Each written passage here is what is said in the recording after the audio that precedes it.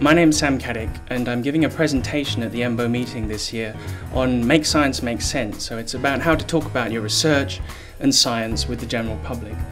I'd like to give you 5 tips for talking about your research. First, I'd like to tell you why it's worthwhile doing this. Then I'd like to talk to you about thinking about your audience.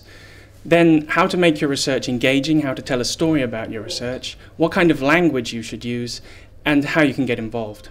We have some very difficult questions to answer in the next few years about climate change, about the use of stem cells, about genetically modified organisms.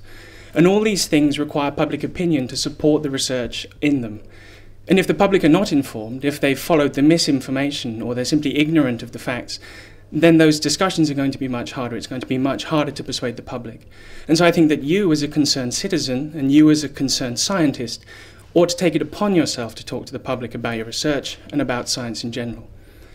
Of course, when we talk about the public, it's not just one kind of people. There are many different audiences that you might be communicating with.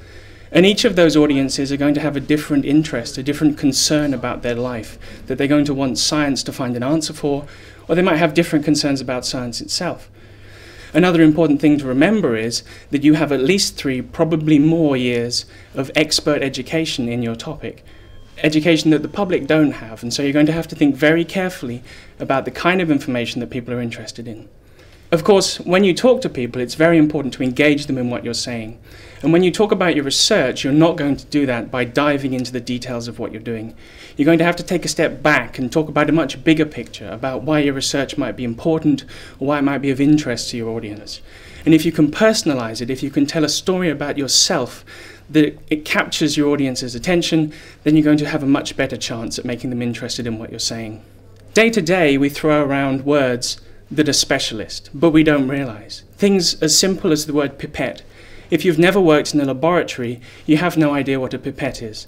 And that kind of jargon can throw people off when they're listening to you. If they get caught up on a word, if they start wondering what that word means, they stop paying attention to what you're saying. And so it's very important when you communicate with non-scientists to think about the language you're using, to think carefully about what level of understanding of that word is going to help your audience move forward with you through the story of what you're talking about. Finally, get involved. As soon as you've finished watching this video, you can set up a blog, you can write about your research. It's free and it's easy to do.